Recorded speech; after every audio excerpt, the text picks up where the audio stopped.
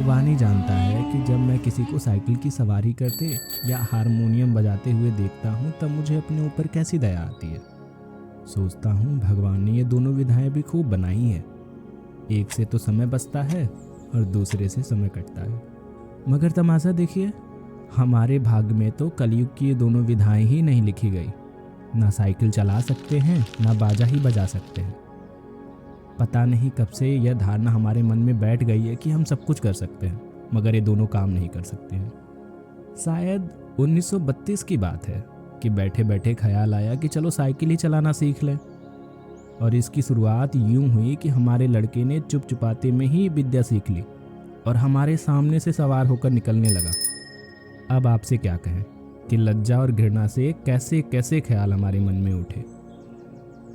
सोचा क्या हम ही जमाने भर के फिसुड्डी रह गए हैं। सारी दुनिया चलाती है, जरा जरा से लड़के चलाते हैं, मूर्ख और गंवार चलाते हैं। हम तो परमात्मा की कृपा से भी पढ़े लिखे हैं, क्या हम ही नहीं चला सकेंगे? आखिर इनमें मुश्किल क्या है? कूद कर चढ़ गए और ताबड़तोड़ पांव मारने लगे। और जब देखा कि कोई राह में खड़ा है तब टन टन की घंटी बजा दी। ना हटा तो क्रोधपूर्ण आंखों से उसकी तरफ देखते हुए निकल गए। बस यही तो सारा गुर है इस लोहे की सवारी का। कुछ ही दिन में सीख लेंगे।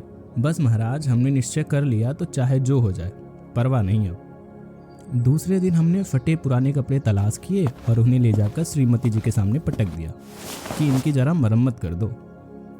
श्रीमती जी ने हमारी तरफ अचरज भरी दृष्टि से देखा और कहा, इन कपड़ों में अब जान ही कहाँ है कि मरम्मत करूं? इन्हें तो फेंक दिया था, आप कहाँ से उठा के लेके आए? वहीं जाकर डाला है। हमने मुस्कुराकर श्रीमती जी की तरफ देखा और कहा, तुम हर समय बहस ना किया करो। आखिर मैं इन्हें ढूंढ ढूंढ कर लाया हूं, तो ऐसे ही नहीं उठा लाया। कृपा करके इसकी मरम्मत कर डालो। मगर श्रीमती जी बोली, पहले बताओ इसका क्या बनेगा? हम चाहते थे कि घर में किसी को कानों कान खबर ना हो और हम साइकिल की सवार बन जाए। और इसके बाद जब इसके पंडित हो जाएं तब एक दिन जहांगीर के मकबरे को जाने का निश्चय करें। घर वालों को टांगे पे बिठा दें और कहें, तुम चलो, हम दूसरे तांगे से आते हैं। जब वे चले जाएं तब साइकिल पर सवार होकर उनको रास्ते में मिले। हमें साइकिल पर सवार देखकर लोगों की क्या हालत होगी, हैरान हो जाएंगे। आंखें मलमल कर देखेंगे कि कहीं कोई और तो नहीं, परंतु हम गर्दन टेढ़ी करके दूसरी तरफ देखने लग जाएंगे, जैसे हमें कुछ मालूम ही नहीं, जैसे यह सवारी हमारे लिए साधारण बात है। झक मारकर बताना पड़ा कि रोज रोज तांगे का खर्च मारे डालता है, साइकिल चलाना सीखेंगे। श्रीमती जी ने बच्चों को सुलाते हुए हमारी तरफ देखा और मुस्कुराकर बोली, मुझे तो आशा नहीं कि यह बेल आपसे मत्थे चढ़ सके। खैर, यत्न करके देख लीजिए। मगर इन कपड़ों से क्या बनेगा? हमने जरा रौब से कहा, आखिर बाइसिकल से एक दो बार गिरेंगे या नहीं? और गिरने से कपड़े फटेंगे या नहीं? जो मूर्ख है वो नए कपड़े का नुकसान कर बैठते हैं, जो बुद्धिमान है वो पुराने कपड़े से काम चलाते हैं। मालूम होता है हमारी इस युक्ति का कोई जवाब हमारी स्त्री के पास ही ना था, क्योंकि उन्होंने उसी समय मशीन मंगवाकर उस कपड़े की मरम्मत शुरू कर दी। हमने इधर बाजार जाकर जम्बक के 2 डिब्बे खरीद लिए कि चोट लगी कि उसी समय इलाज किया जा सके। इसके बाद जाकर एक खुला मैदान तलाश किया ताकि दूसरे दिन से साइकिल की सवारी का अभ्यास किया जा सके। अब यह सवाल हमारे सामने था कि अपना उस्ताद किसे बनाएं। इसी उधेड़ बुन में बैठे थे कि तिवारी लक्ष्मी नारायण आ गए और बोले, क्यों भाई, हो जाए एक बाजी शतरंज की? हमने सिर हिलाकर जवाब दिया, नहीं साहब, आज तो जी नहीं चाहता। क्यों जी ना चाहता तो क्या करें? यह कहते कहते हमारा गला भर आया। तिवारी जी का दिल पसीज गया। हमारे पास बैठकर बोले, अरे भाई, मामला क्या है? स्त्री से झगड़ा तो नहीं हो गया? हमने कहा, तिवारी भैया क्या कहें, सोचा था लाओ साइकिल की सवारी सीख लें, मगर अब कोई ऐसा आदमी नहीं दिखाई देता जो हमारी सहायता करे। बताओ, है कोई ऐसा आदमी तुम्हारे ख्याल में? तिवारी जी ने हमारी तरफ बेबसी की आंखों से ऐसे देखा मानो कोई खजाना मिल रहा है और वे खाली हाथ रह जाते। बोले, मेरी मानो तो यह रोग ना पालो, इस आयु में साइकिल पर चढ़ोगे? और यह भी कोई सवारियों की सवारी है कि डंडे पर उकड़ू बैठे और पांव चलते रहें? अजी लानत भेजो, इस ख्याल पर जाओ और एक बाजी खेलें। मगर हमने भी कच्ची गोलियां नहीं खेली थी। साफ समझ गए कि तिवारी जी ईर्ष्या की आग में फूका जाता है। मुंह फुलाकर हमने कहा, तिवारी हम तो जरूर सीखेंगे, कोई आदमी बताओ। आदमी तो है एक, मगर वह मुफ्त में नहीं सिखाएगा, फीस लेगा। दे सकोगे? कितने दिन में सिखा देगा? यही 10-12 दिन में। और फीस क्या लेगा हमसे? औरों से 50 रुपये लेता है, तुमसे 20 ले लेगा हमारी खातिर।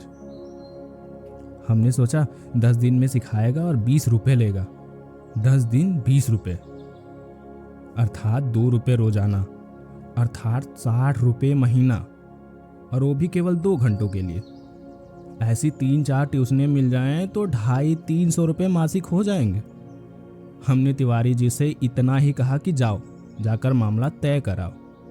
मगर जी में खुश हो रहे थे कि साइकिल चलाना सीख गए तो एक ट्रेनिंग स्कूल खोल दें और 300-400 रुपये मासिक कमाने लगे। इधर तिवारी जी मामला तय करने गए, इधर हमने भी शुभ समाचार जाकर श्रीमती जी को सुना दिया कि कुछ दिनों में हम ऐसा स्कूल खोलने वाले हैं जिसमें 300-400 रुपये मासिक आमदनी होगी। श्रीमती जी बोली, तुम्हारी आयु इतनी हो गई है मगर ओछापन ना गया। पहले आप तो सीख लो, फिर स्कूल खोलना। मैं तो समझती हूँ कि तुम ना सीख सकोगे, दूसरों को सिखाने को तो दूर की बात है। हमने बिगड़ कर कहा, यह बड़ी बुरी बात है कि हर काम में टोक देती हो। हमसे बड़े बड़े सीख रहे हैं तो क्या हम ना सीख सकेंगे? पहले तो शायद सीखते थे ना सीखते थे, पर अब तुमने टोका है तो जरूर सीखेंगे। तुम भी क्या कहोगे? श्रीमती जी बोली, मैं तो चाहती हूँ कि तुम हवाई जहाज चलाओ, या बाइसिकल क्या चीज़ है, मगर तुम्हारे स्वभाव से डर लगता है कि एक बार गिरोगे तो देख लेना वही साइकिल फेंक फाक कर चले जाओगे। इतने में तिवारी जी बाहर से आवाज़ दी। हमने बाहर जाकर देखा तो उस्ताद साहब खड़े थे। हमने शरीफ विद्यार्थी के समान श्रद्धा से हाथ जोड़कर प्रणाम किया और चुपचाप खड़े हो गए। तिवारी जी बोले, यह तो 20 पर ही मान गए थे, बड़ी मुश्किल से मनाया है। पेशगी लेंगे, कहते हैं पीछे कोई ना देता। अरे भाई हम दे देंगे, दुनिया लाख बुरी है, मगर फिर भी भले आदमी से खाली नहीं है। यह बस चलाना सिखा देंगे, फिर देखेंगे हम इनकी क्या सेवा करते हैं। मगर उस्ताद साहब नहीं माने, बोले फीस पहले लेंगे, और यदि आपने नहीं सिखाया तो? नहीं सिखाया तो फीस लौटा देंगे, और यदि नहीं लौटाया तो? इस पर तिवारी जी ने कहा, अरे साहब क्या यह तिवारी मर गया है?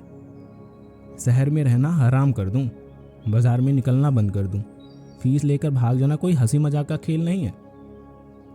जब हमें विश्वास हो गया कि इसमें कोई धोखा नहीं है, तब हमने फीस के रुपए लाकर उस्ताद जी को भेंट कर दिया और कहा, उस्ताद कल ही सवेरे आ जाना, हम तैयार रहेंगे। इस काम के लिए कपड़े भी बनवा लिया है, अगर गिर पड़े तो चोट पर लगाने के लिए जंबक भी खरीद लिया है, और हाँ, हमारे पड़ोस में जो मिस्त्री रहता है उससे साइकिल भी मांग ली है। आप सवेरे ही चले आएँ तो हरि नाम लेकर शुरू कर दें। तिवारी जी और उस्ताद जी ने हमें इस तरह से तसल्ली दी और चले गए। इतने में हमें याद आया कि एक बात तो कहना ही भूल गए। नंगे पांव भागे और उन्हें बाजार में जाकर पकड़ा। वे हैरान हो गए। हमने हाफते हाफते कहा, उस्ताद हम शहर के पास नहीं सीखेंगे, लॉरेंस बाग में जो मैदान है वहाँ सीखेंगे। वहाँ एक तो भूमि नरम है और चोट कम लगती है, दूसरा वहाँ कोई देखता नहीं है। अब रात को आराम की नींद कहाँ, बार बार चौंकते थे और देखते थे कि कहीं सूरज तो नहीं निकल आया। सोते थे तो साइकिल के सपने आते थे। एक बार तो देखा कि हम साइकिल से गिरकर जख्मी हो गए हैं। साइकिल अपने आप से ही हवा में चल रही है और लोग हमारी तरफ आंखें फाड़ फाड़ के देख रहे थे। अब आंखें खुली तो दिन निकल आया था। जल्दी से जाकर वे पुराने कपड़े पहन लिए, जंबक का डिब्बा साथ ले लिया और नौकर को भेजकर मिस्त्री से साइकिल मंगवा ली। इसी समय उस्ताद साहब भी आ गए और हम भगवान का नाम लेकर लॉरेंस बाग की ओर चल दिए। लेकिन अभी घर से ही निकले थे कि एक बिल्ली ने रास्ता काट दिया और एक लड़के ने छींक दिया। क्या कहें कि हमें कितना क्रोध आया, उन नामुराद बिल्ली पर भी और उस शैतान लड़के पर भी। मगर करते क्या, दांत पीस कर रह गए। एक बार फिर भगवान का पावन नाम लिया और आगे बढ़े। पर बाजार में पहुंचकर देखा कि हर आदमी हमारी तरफ देख रहा है और हंस रहा है। अब हम हैरान थे कि बात क्या है। सहसा हमने देखा कि हमने जल्दी और घबराहट में पजामा और अचकन दोनों उल्टे पहन लिए और लोग इसी पर हंस रहे हैं। सर मुड़ाते ही ओले पड़े। हमने उस्ताद से माफ़ी मांगी और घर लौट आए। अर्थात हमारा पहला दिन मुफ्त में गुजरा। दूसरे दिन फिर निकले। रास्ते में उस्ताद साहब बोले, मैं एक गिलास लस्सी पी लूँ, आप ज़रा साइकिल को थामिए। उस्ताद साहब लस्सी पीने लगे तो हमने साइकिल के पुर्जे की ऊपर नीचे से परीक्षा शुरू कर दी। फिर कुछ जी में आया तो उसका हैंडल पकड़कर चलने लगे, मगर 2 ही कदम गए होंगे कि ऐसा मालूम हुआ जैसे साइकिल हमारे सीने पर चढ़ी आती। इस समय हमारे सामने गंभीर प्रश्न यह था कि क्या करना चाहिए, युद्ध क्षेत्र में डटे रहें या फिर हट जाएं। सोच विचार कर यह निश्चय हुआ कि यह लोहे का घोड़ा है, इसके सामने हम क्या चीज़ है। बड़े बड़े वीर योद्धा भी ठहर नहीं सकते। इसलिए हमने साइकिल छोड़ दी और भगोड़े सिपाही बनकर मुड़ गए। पर दूसरे ही क्षण साइकिल पूरे जोर से हमारे पांव पर गिर गई और हमारी राम दुहाई पूरे बाजार के एक सिरे से दूसरे सिरे तक गूंजने लगी। उस्ताद लस्सी छोड़कर दौड़ आए और अन्य दयावान लोग भी जमा हो गए। सबने मिलकर हमारा पांव साइकिल से निकाला। भगवान के एक भक्त ने जंबक का डिब्बा भी उठाकर हमारे हाथ में दे दिया। दूसरे ने हमारी बगलों में हाथ डालकर हमें उठाया और सहानुभूति से पूछा, चोट तो नहीं आई? जरा 2-4 कदम चलिए, नहीं तो लहू जम जाएगा। इस तरह दूसरे दिन भी हम और हमारी साइकिल दोनों अपनी घर से थोड़ी दूर पर जख्मी हो गए।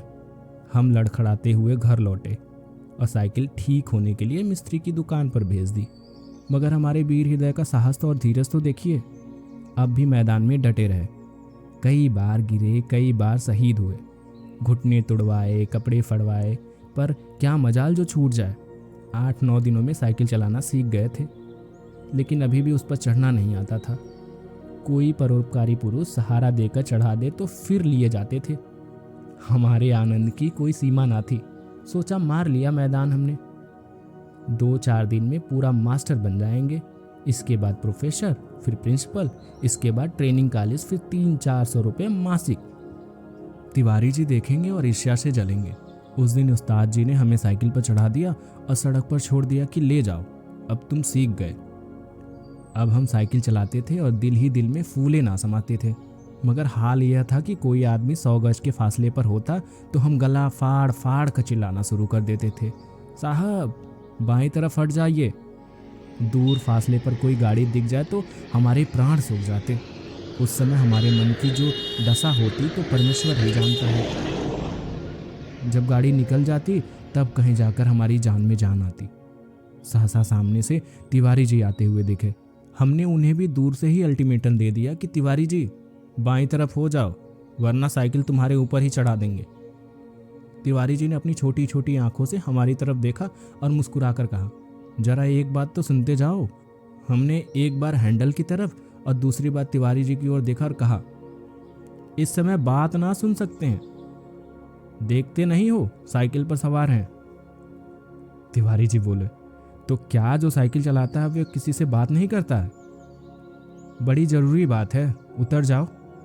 हमने लड़खड़ाती हुई साइकिल को संभालते हुए जवाब दिया, उतर जाएंगे तो चढ़ाएगा कौन? अभी चलाना सीखा है, चढ़ना नहीं। तिवारी जी चिल्लाते ही रह गए और हम आगे निकल गए। इतने में सामने से एक तांगा आता दिखाई दिया। हमने उसे भी दूर से डांट दिया, बाईं तरफ भाई, अभी नए चलाने वाले हैं। तांगा बाईं तरफ हो गया।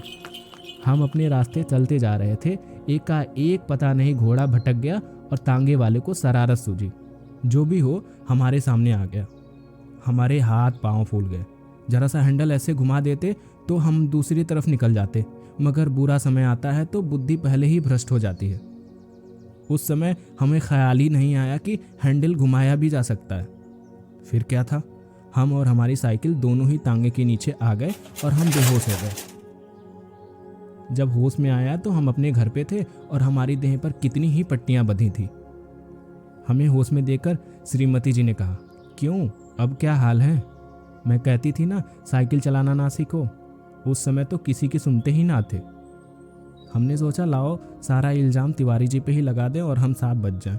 बोले यह सब तिवारी की शरारत है। श्रीमती जी ने मुस्कुराकर जवाब दिया, यह तो तुम उसको चकमा दो जो कुछ ना जानता हो। उस तांगे पर मैं ही तो बच्चों को लेकर घूमने निकली थी कि चलो सैर भी कराएंगे और तुम्हें साइकिल चलाते हुए भी देख लेंगे। हमने निरुत्तर होकर आंखें बंद कर ली। उस दिन के बाद फिर हमने कभी साइकिल को हाथ ना लगाया।